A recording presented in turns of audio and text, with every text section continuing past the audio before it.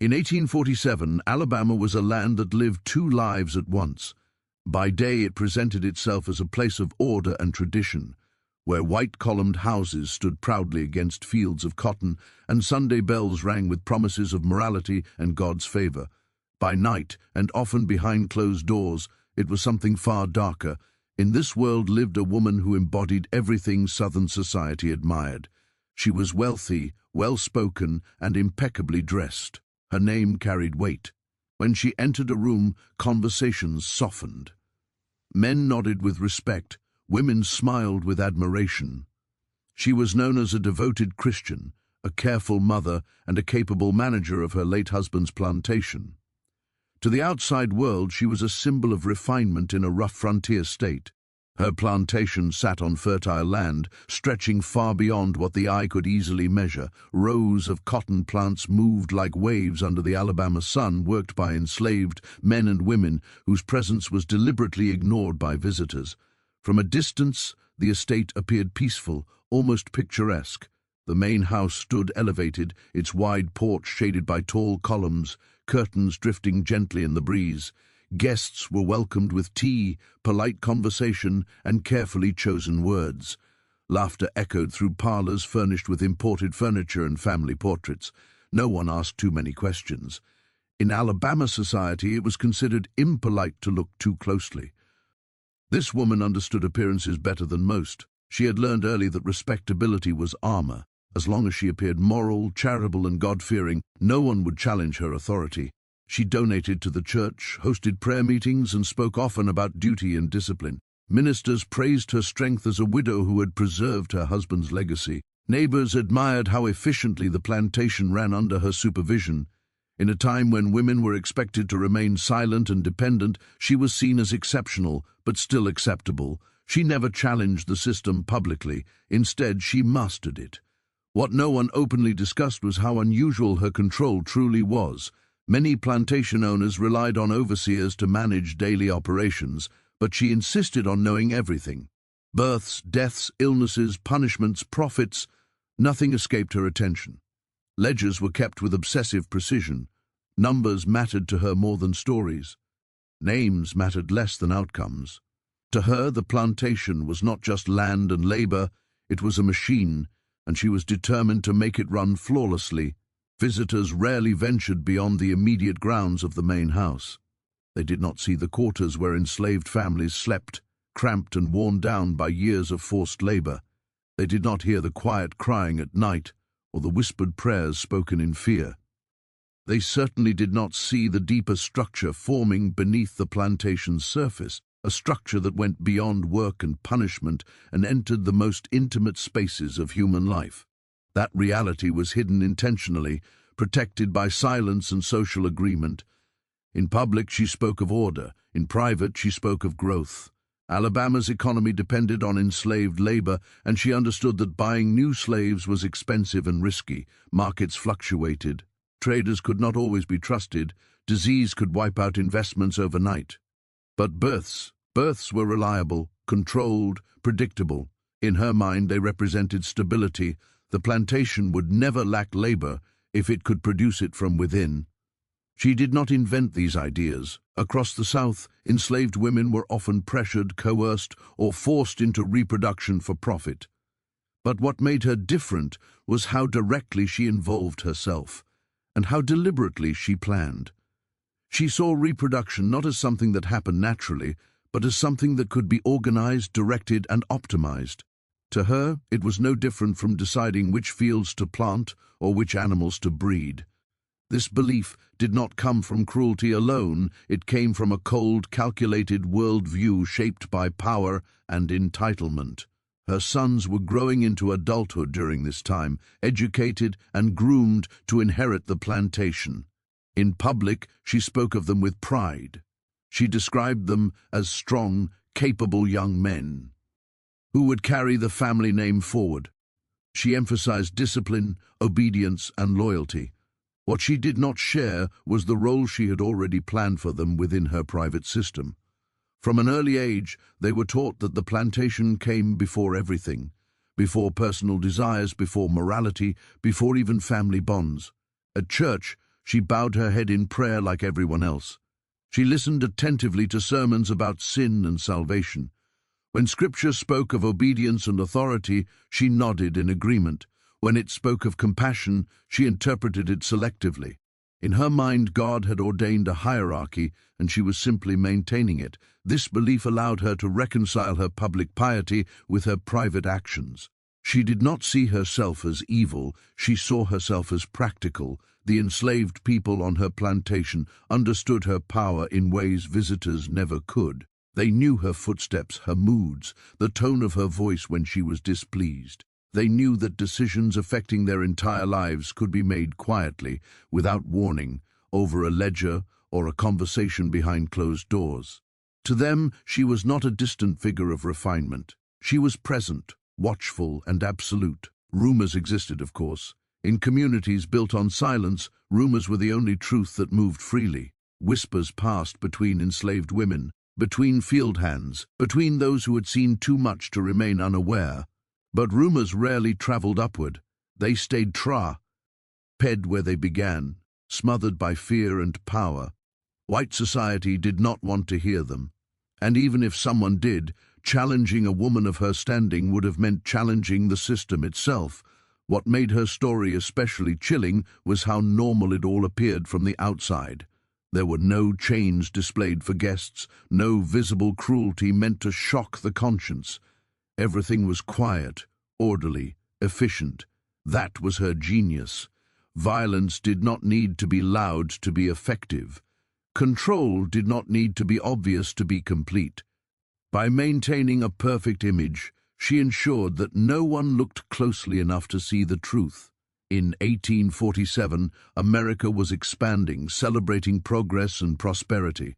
Newspapers spoke of opportunity and destiny, but beneath those words were lives reduced to numbers, bodies reduced to assets, and futures decided by people who would never bear the consequences of their decisions.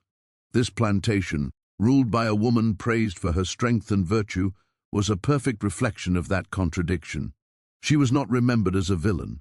History does not record her that way. Her letters, where they survived, were polite and controlled. Official documents list her as a landowner, a widow, a respected member of her community. The deeper reality, the one lived by those she controlled, was never meant to be written down. It existed only in memory, in pain passed silently from one generation to the next. And so, in the year 1847, while Alabama's Sochi, E.T. congratulated itself on its civility and faith. A plantation thrived under the rule of a woman who understood power better than morality. She did not raise her voice in public. She did not break social rules openly. She simply used the system exactly as it was designed to be used. What followed on her plantation would leave scars that no ledger could record, but it all began here with respectability, silence, and a woman no one thought to question. What separated her from other plantation owners was not only her authority but the way she exercised it inside her own family. In the privacy of her home, far from guests and sermons, she became something else entirely. Her role as a mother did not soften her decisions, it sharpened them. She believed family loyalty was a tool and obedience was its proof. Her sons were not raised to question her judgment. From childhood, they were taught that her word was final, that the survival and expansion of the plantation depended on discipline, and that sacrifice was the price of legacy. As the boys grew into young men, she began to speak to them differently. Conversations that once focused on education, manners, and inheritance slowly shifted toward responsibility and duty. She reminded them constantly of what they stood to gain and what they could lose. The plantation, she said, was fragile. Enemies were everywhere: debt, disease, market crashes, rival landowners. Only absolute control could protect what their father had built. And see, control, in her mind, extended beyond land and labor into bloodlines. She never presented her commands as cruelty, she framed them as necessity. Sitting in quiet rooms, often late at night, she explained her reasoning with calm precision. Purchasing enslaved people from traders was expensive and unreliable. Families bought from elsewhere came with unknown histories, unknown weaknesses, but those born on the plantation could be shaped from the beginning. Their loyalty could be engineered, their value could be calculated years in advance. To her, this was not immorality, it was strategy. When she finally spoke the words plainly, her sons were unprepared for their weight. She told them that it was time for them to contribute directly to the plantation's future, not through management or negotiation, but through reproduction. They were to father children with selected enslaved women. These children would belong to the plantation, to the estate, to her. She spoke without emotion, as if assigning a task no different from supervising a harvest or expanding a field. There was no room for debate. Any hesitation was met with icy resolve. She reminded them that everything they had, their education, their status, their very identity, came from this land. Disobedience would mean exclusion, no inheritance, no protection, no place in respectable society. In a world where family name meant survival, the threat was absolute. For her sons, the command shattered whatever lines still existed bet to. Private morality and public expectation.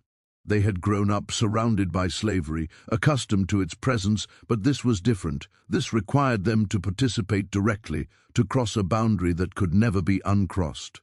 Some tried to reason with themselves, convincing their conscience that refusal would change nothing, that compliance was inevitable.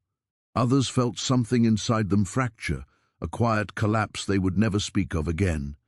She watched them carefully, gauging their reactions, correcting any sign of resistance. She was not cruel in tone, she did not need to be. Her power lay in certainty. She believed so fully in her rightness that opposing her felt pointless. This was not a suggestion, it was an order, wrapped in the language of family duty and survival. The enslaved women involved were never asked. Their inclusion in this system was assumed, decided for them before they even knew what was happening. Selections were made quietly, based on health, age, and perceived strength. The process was clinical. Personal feelings were irrelevant. To her, they were variables in an equation she intended to perfect. Her sons were instructed to remain discreet. Public scandal would be unacceptable. Appearances had to be maintained at all costs. Any children born would be absorbed into the enslaved population, their parentage erased by law and silence. No acknowledgement. No responsibility beyond what the system demanded. The sons were told this was how things had always been done, even if that was not entirely true. Repetition turned the lie into justification. The emotional toll on the household was invisible to outsiders but deeply corrosive. Conversations grew colder. Distance replaced familiarity. The sons learned to separate their public faces from their private dread. Some avoided eye contact with their mother. Others clung to her approval like drowning men. None of them dared defy her. She had designed the system so that fear and reward were inseparable. What made her command especially disturbing was the way she convinced herself it was righteous. She believed she was preserving her family's future, protecting her sons from poverty, securing her grandchildren's inheritance, even if those grandchildren would never be acknowledged as such. In her worldview, morality bent to ownership, power redefined right and wrong. Religion did not restrain her, it served her. She interpreted scripture through the lens of hierarchy and control. Obedience was virtue, authority was divine. Suffering was not her responsibility if it served a greater order. This belief insulated her from doubt. It allowed her to sleep at night, confident she was doing what was necessary. Her sons, however, were not granted that peace. Each compliance pulled them further from the men they might have been. Each silence made resistance less possible. Over time, the command ceased to feel like a single act and became a condition of life.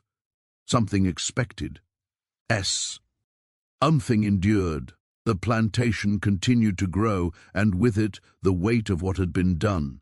No records described these orders, no letters detailed the conversations. What happened was designed to leave no trace. The law supported her, society protected her, silence completed the work. To the outside world, her sons were respectable heirs. Inside, they carried knowledge that could never be spoken without destroying everything. This was the true power of her command, not just that it forced action, but that it bound everyone involved to secrecy. Victims and perpetrators alike were trapped. The enslaved women had no voice, the sons had no escape, and she, standing at the center, remained untouched by consequence. By the time the system was fully in motion, it no longer required constant instruction. It sustained itself. Fear, obedience, and profit kept it alive. What began as a command became a legacy, one built not only on land and labor, but on violated boundaries and stolen futures. This was not a moment of madness or desperation. It was deliberate, calculated, planned, a mother's command that did not come from love, but from control, and a belief that power once held must be used without hesitation. The enslaved women on the plantation lived under a rule that was invisible to most, but absolute in its power. To the casual observer, they appeared as laborers, women working from sunup to sundown in the fields, washing and cooking, tending to the children of their owner. Sewing clothes and carrying baskets heavy with cotton. But their lives were far more than the labor that outsiders could see. Their bodies were considered property, their reproductive capacity as valuable as the fields they cultivated. Every step they took, every action they performed, was observed, measured, and often dictated by the will of the plantation's mistress. The women knew that their very existence was a commodity, and they learned early that resistance was not simply dangerous, it could be fatal. Each day began before the sun had fully risen. The women were roused from their meager sleeping quarters, often shared with other families where privacy was impossible and rest was minimal. Their mornings were a ritual of labor, cleaning, feeding livestock, tending crops, and attending to the needs of the white family that owned their lives. There was no choice in the matter. Any hesitation, any perceived slowness could bring the lash or punishment in other forms, an eviction from the quarters, the selling off of loved ones, or public humiliation in front of others. Every woman learned quickly that their survival depended on compliance, even when compliance cost them their dignity or their freedom in every meaningful sense. But the labor of their bodies went far beyond the fields. The mistress's orders had transformed their wombs into instruments of the plantation's wealth. From the moment they were of childbearing age, they were observed with the same attention to crops or livestock. Health, strength, and resilience were noted carefully in ledgers, whispered about quietly among overseers, and evaluated by the mistress herself. The women were selected, often against their will, for breeding purposes. It was never framed as a choice, it was an expectation, a command from the center of power that ruled over every corner of their lives. To refuse was unthinkable, and the consequences were swift and brutal. The children born of these unions were not recognized as family by the women who gave birth to them. From the plantation's point of view, they were assets, units of labor, profit, and continuity. Their mother's love, grief, or attachment was irrelevant. The system demanded that women detach themselves emotionally to see their children not as offspring but as property, yet no matter how much they tried, human instinct persisted. Mothers cared. They whispered prayers for their babies at night, rocked them quietly, and imagined futures beyond the plantation's fences, even when they knew those dreams were impossible. They did this in secret, because any hint of attachment could be interpreted as rebellion, as defiance of the mistress's design. Life for these women was a constant negotiation between survival and resistance. In the fields, they worked silently, hiding their fear and their anger. In the quarters, they whispered, exchanged advice, comforted one another, and passed knowledge about ways to avoid punishment. They developed an unspoken language of signals, gestures, and quiet acts of defiance.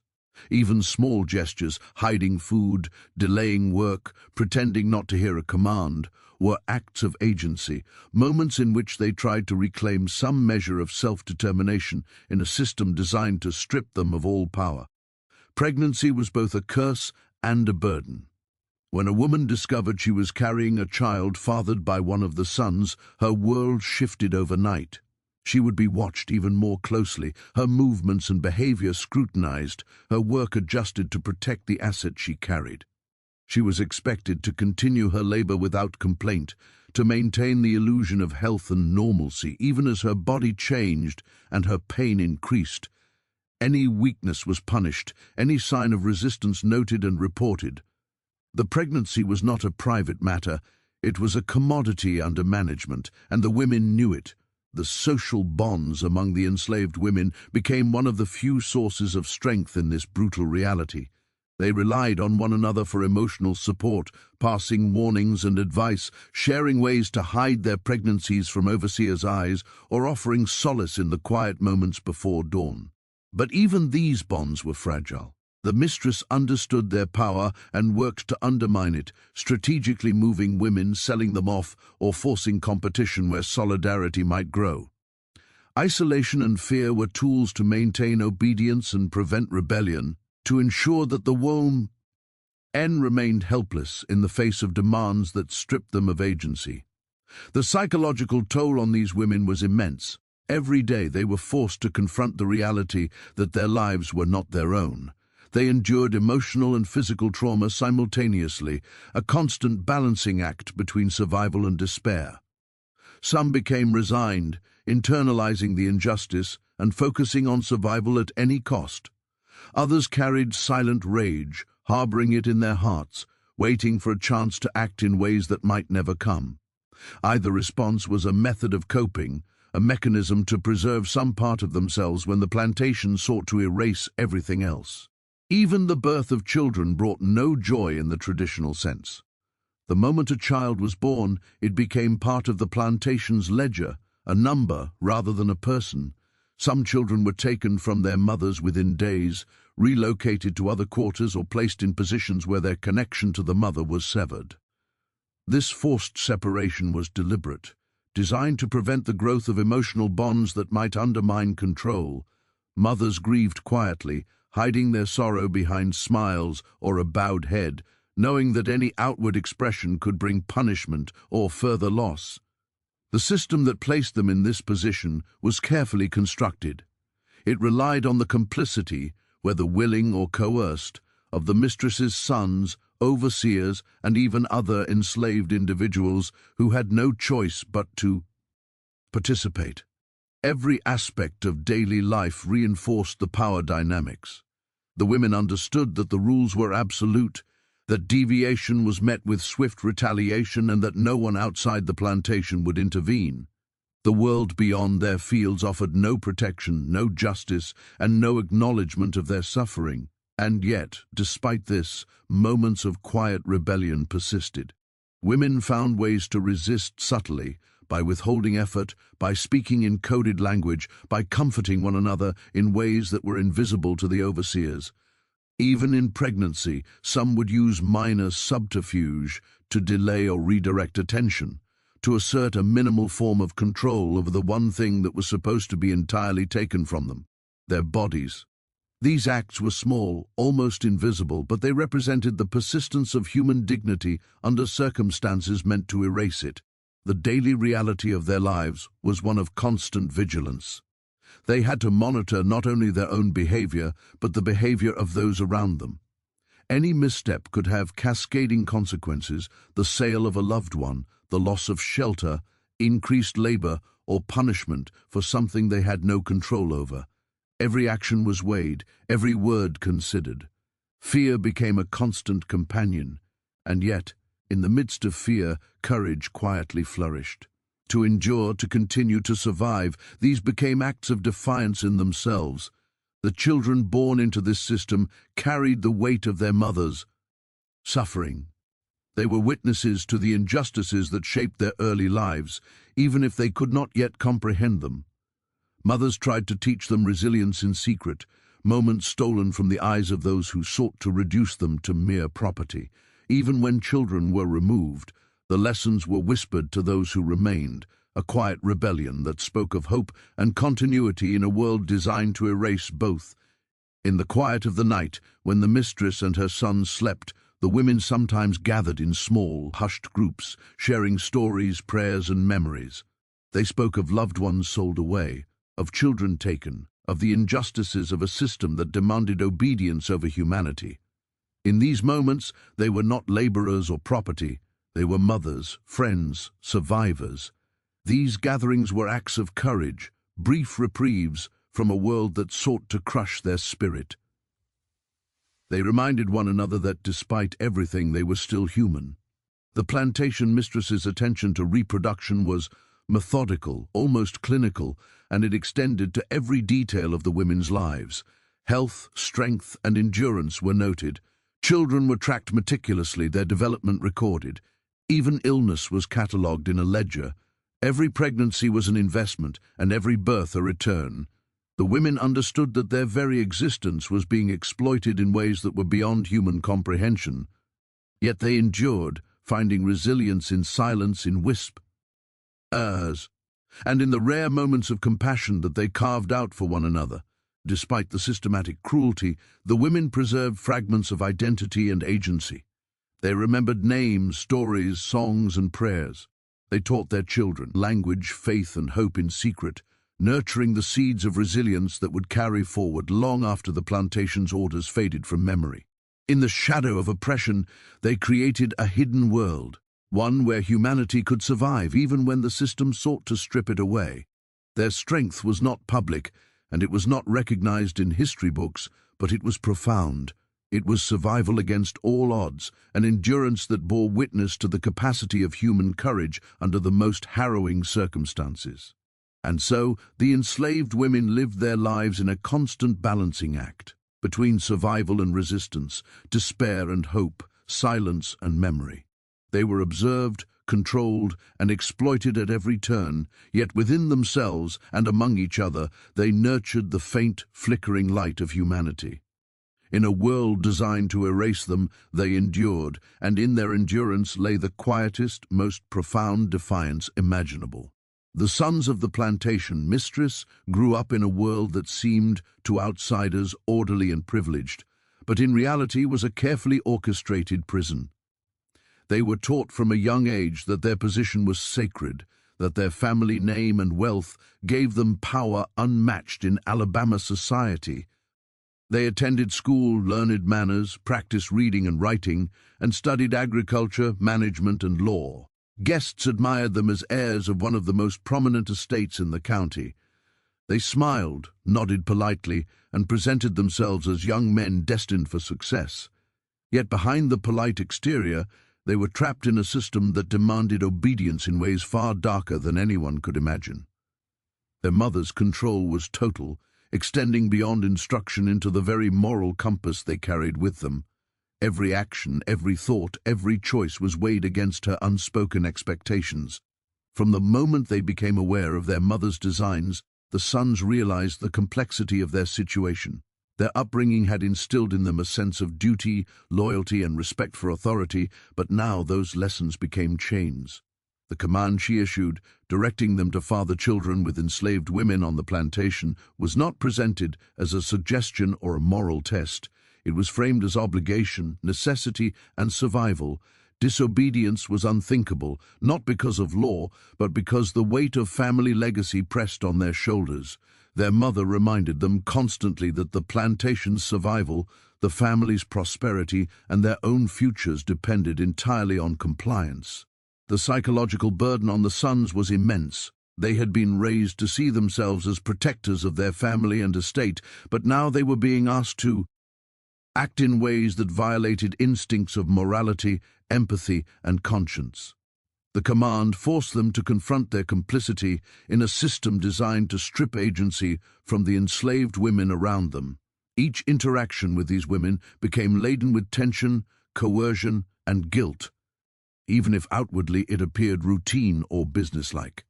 They were asked to convert their bodies into tools of the plantation's expansion, an act that would define the lives of generations to come, yet offered no recognition, no choice, and no escape. Some of the sons tried to reconcile their obedience with the morality they had been taught elsewhere. They reasoned that the women had always been enslaved, that the plantation required labor, that their mothers' decisions were dictated by the harsh realities of survival. They whispered to themselves that participation was inevitable, that resistance would achieve nothing, that it was better to comply than to bring ruin upon the family name. These justifications became necessary armor, allowing them to function in a system that eroded every human instinct they had been raised to honor. Others could not reconcile. A quiet anger, a simmering rage, developed in the spaces between obedience and rebellion.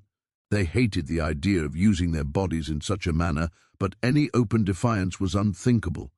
Their mother's dominance left no room for negotiation. The power she wielded was absolute, reinforced by generations of social hierarchy, by the law, by society's indifference, and by fear. Even a single misstep could mean exile from the family, financial ruin, or violent reprisal. Fear became a constant companion, and with it came a heavy, gnawing guilt that could not be spoken aloud. The plantation itself reinforced this dynamic. The enslaved women were carefully observed and monitored. Overseers, often complicit in the system, ensured that the mistress's directives were followed to the letter. Any deviation was punished. The sons were instructed to behave as if nothing was unusual, to maintain appearances at all times. Social gatherings, church attendance, visits from neighbors, all required them to present themselves as model young men, heirs to a respected estate. The hypocrisy of their lives was not accidental, it was meticulously crafted, ensuring that no outsider could recognize the moral complexity or the cruelty underpinning the plantation's operations. As time passed, the sons began to internalize their roles. Compliance became routine, though never easy. Each act of obedience created a subtle but unbreakable bond to the system that enslaved not only the women but themselves as well. They learned to compartmentalize, to separate the tasks assigned by their mother from the emotional consequences that followed.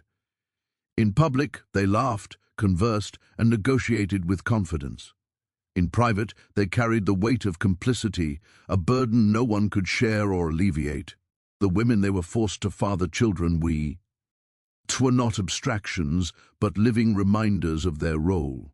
Each pregnancy, each birth, each infant added to the plantation's wealth was a reflection of their obedience, yet it also brought guilt and moral confusion. Sons learned to navigate the delicate balance between the mistress's expectations and their own conscience. Even as they acted under compulsion, they recognized the humanity of the women around them, the suffering they endured, and the stolen futures they produced. The conflict between duty and empathy created a tension that shaped their every action, word, and decision. They also recognized the permanence of the system. The children born of their compliance would grow into laborers, part of the plantation's workforce, their lives predetermined in ways the sons could neither undo nor publicly acknowledge. These offspring were simultaneously the product of their obedience and the embodiment of their moral compromise. Each new life was a reminder of the system's power, their mother's control, and the moral complexity in which they were enmeshed. Despite this, the sons attempted to maintain a semblance of normalcy. They cultivated friendships, pursued education, and practiced the skills expected of young men of their status. They attended church services, paraded in social events, and engaged in business dealings. Yet behind every smile and polite word was a calculation, a careful weighing of action against consequence. Their internal lives were ruled by fear, guilt, and a constant awareness that one wrong move could unravel the fragile balance that maintained both the plantation's prosperity and their own survival. The mistress's power over her sons was as much psychological as it was practical. She knew the levers of obedience, inheritance, approval, fear, and manipulated them with precision. She never raised her voice in anger unnecessarily. She simply reminded them of their place, their duty, and the consequences of defiance. Her words carried weight because they were supported by a lifetime of training, authority, and a meticulously maintained hierarchy. Even when her sons chafed at her orders, even when they despised the system, they remained caught in the web she had woven. Over time, the sons developed coping mechanisms. Some became detached, viewing their interactions with the enslaved women as business, as tasks to complete. Others became silently bitter, harboring a quiet rage that could never be expressed. All learned the importance of discretion, the world outside the plantation could not know, and even within it, speaking too freely could have catastrophic consequences. Their complicity was a secret they carried alone, a hidden shame that would follow them throughout their lives. The societal context amplified the trap. In Alabama in 1847, the law and social convention overwhelmingly supported the system in which they lived. Slavery was not only legal but defended as moral, necessary, and divinely sanctioned by many. C. Challenging the system risked social ostracism, financial ruin, or even violence. Within this context, the son's obedience, while morally compromising, was socially enforced. It was a cage constructed of law, fear, and tradition, impenetrable from the inside and invisible from the outside. As they matured, they recognized that the cycle would continue. The children born from these unions would one day grow to work the fields, follow orders, and perhaps perpetuate the very system that had bound them. The sons understood that their compliance was part of a generational machinery, a carefully maintained hierarchy in which every action ensured continuity. Yet this knowledge did not comfort them, it only deepened the moral weight they carried. Each new birth, each act of obedience, reinforced the permanence of a system that demanded their complicity. In quiet moments, alone in the darkness, they grappled with their conscience. They imagined different lives where they could act freely, where they could oppose their mother, where they could protect the women and children caught in the system. But imagination offered no escape. Reality was defined by rules, consequences, and survival. The mistress's control was absolute, her system unyielding, and their own survival depended on compliance. The sons' private suffering was invisible to the world, yet it shaped their inner lives in ways that would never be recorded in history. Ultimately, the sons became instruments of the system. Their youth and energy harnessed to ensure the plantation's growth and the perpetuation of control.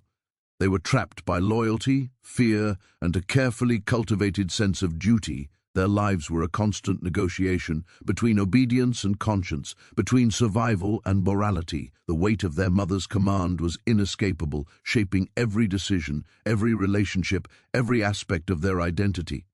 And so, the plantation thrived not only because of the labor of the enslaved, but because of the obedience of the sons, trained and molded to serve a system that demanded participation in acts of cruelty and coercion. Theirs was a legacy of silence, complicity, and moral compromise, a quiet horror hidden behind manners, education, and social standing. No one outside the walls of the plantation could see it, and within they were powerless to speak. Their existence became a testament to the complexity of human obedience, the weight of family loyalty, and the profound moral consequences of living in a world designed to enforce hierarchy above all else. Even as they appeared to the world as heirs, promising young men poised to inherit wealth and status, the truth of their lives was far darker. They were bound to a system they had not created, forced to act against conscience, and trapped by their mother's authority. Theirs was not freedom, nor even choice. It was survival within a structure designed to exploit them as much as those they were commanded to control. Alabama.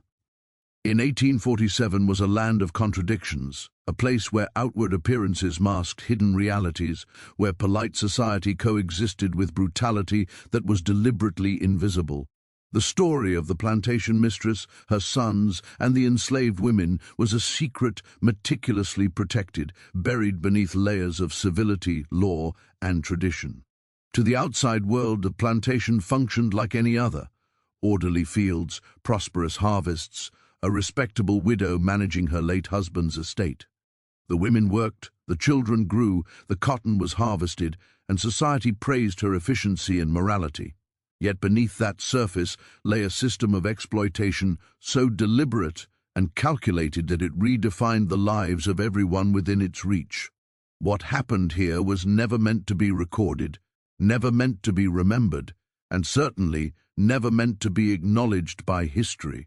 The mistress' control extended into every aspect of life, shaping not just the plantation's operations, but the very identities of those who lived under her roof.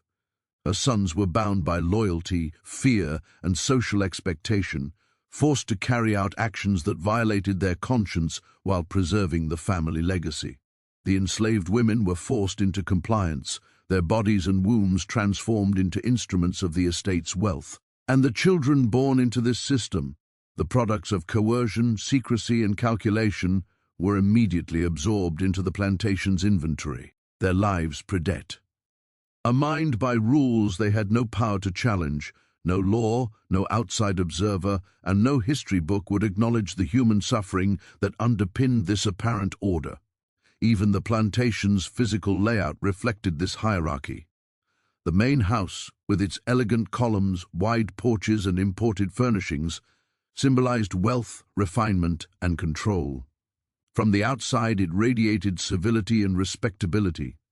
Visitors would see the mistress walking gracefully through the gardens, her sons well-dressed and polite, and enslaved laborers moving efficiently through the fields. The scene was one of harmony, of purpose, of progress. But this was illusion. Behind the shutters, behind the walls, behind the numbers in the ledger, the reality was one of coercion, silence, and suffering. Every smiling face hid a calculation. Every polite gesture concealed a hierarchy enforced with precision.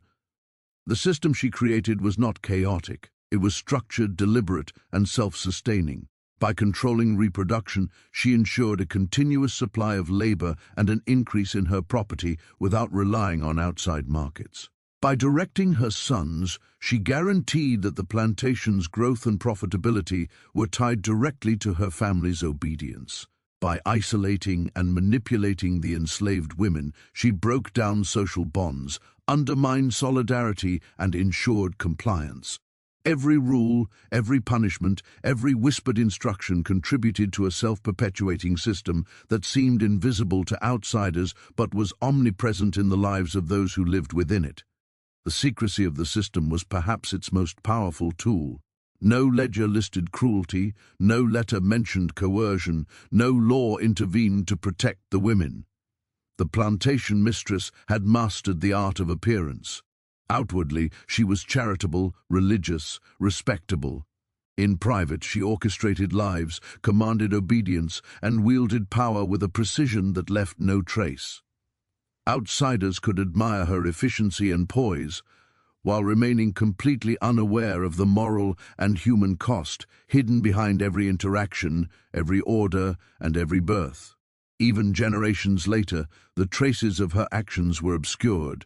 The children she had forced into labor, the offspring of coercion and obedience, were absorbed into the plantation system, their identities altered or erased by circumstance, names changed, family bonds severed, and histories rewritten.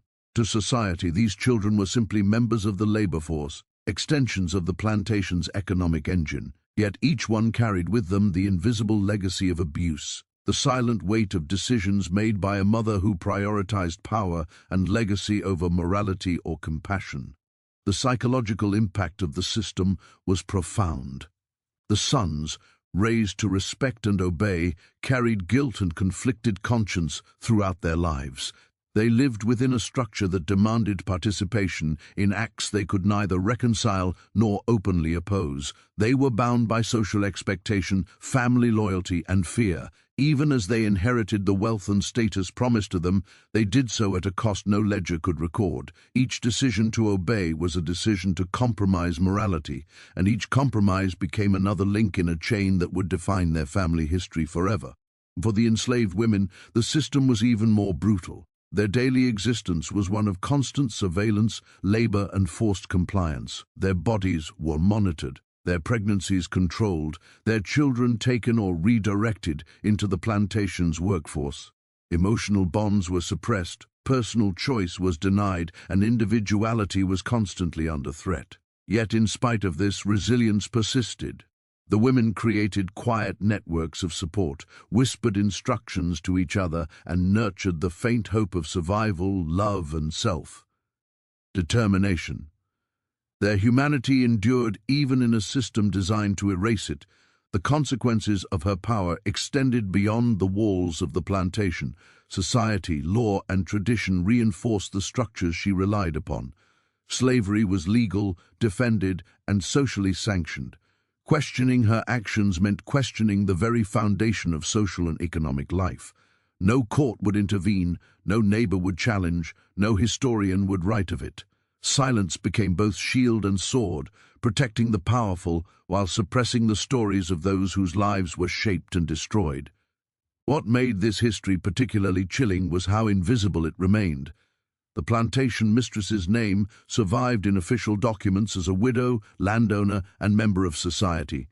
Her sons were recorded as heirs, gentlemen, and participants in the local economy. The enslaved women were listed only in property records, anonymous and unnamed. Children born into the system were counted, but their stories, identities, and suffering were hidden. The machinery of history itself had been co-opted to erase the moral and human consequences of what occurred within these fields and houses. Even today, the echoes of her actions remain buried beneath layers of myth, folklore, and selective memory. The story challenges us to confront uncomfortable truths, that slavery was not only about labor, whips, or punishment, but about the deliberate, calculated control of reproduction, obedience, and human entity. It was a system in which power, fear, and social expectation created complicity across generations. It relied not only on force, but on silence, secrecy, and the meticulous manipulation of relationships, conscience, and society's perception. The plantation mistress's secret was also a testament to the complexity of human morality. To the outside world, she was virtuous, efficient, and respected. To those who lived under her authority, she was a figure of power, fear, and control, whose decisions dictated the course of lives in ways that would never be recorded or acknowledged. Her story forces us to examine the uncomfortable intersection of legality, morality, and power, how someone can appear virtuous while committing acts of profound coercion and cruelty, and how systems of oppression can thrive when supported by law, tradition, and social complacency. Even as generations passed, the consequences of her actions persisted. Children born into forced labor grew into adults whose lives were shaped by the conditions of their birth. Sons who complied carried with them guilt and moral compromise. Enslaved women carried trauma, resilience, and knowledge passed in whispers from mother to daughter. The plantation's influence extended far beyond the individuals who had lived there, reaching into the social fabric of Alabama and into the collective memory of those who survived the system's brutality. Ultimately, the story of Alabama in 1847, the story of the plantation mistress, her sons, and the enslaved women, remains a hidden chapter of history. It reminds us that slavery was not merely a matter of chains and labor, but of meticulous control, moral compromise, and human exploitation on a scale that was methodical and deliberate. It teaches that appearances can deceive, that silence can conceal profound injustice, and that the consequences of such systems echo far beyond the immediate victims. Even today, when we uncover these stories, we are confronted with the full weight of human capacity for both cruelty and survival, for obedience and resistance, and for resilience in the face of deliberate oppression. The plantation's secrets may have been buried beneath the layers of history, but they are not gone. They live on in memory, in study, and in the moral reckoning of those who dare to confront them. The story is a cautionary tale, a reminder that power without accountability can shape lives invisibly, that obedience and fear can perpetuate systems of exploitation, and that the human spirit can endure even in the most harrowing conditions. Alabama's hidden history, so carefully buried in 1847, challenges us to recognize both the cruelty of the past and the resilience of those who survived it, ensuring that the silence imposed upon them can never be complete.